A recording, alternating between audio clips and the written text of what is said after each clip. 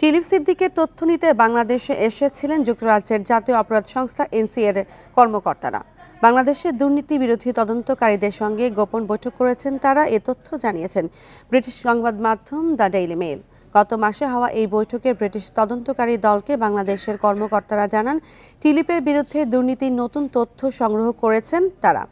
British কর্মকর্তারা এখন tulip সিদ্দিকের ব্যাংক অ্যাকাউন্ট ও ইমেইলের তথ্য যাচাই করতে পারেন বলে জানিয়েছেন সংবাদ মাধ্যমটি। এমনকি জিজ্ঞাসাবাদের জন্য টিলিপকে ডাকা হতে পারে।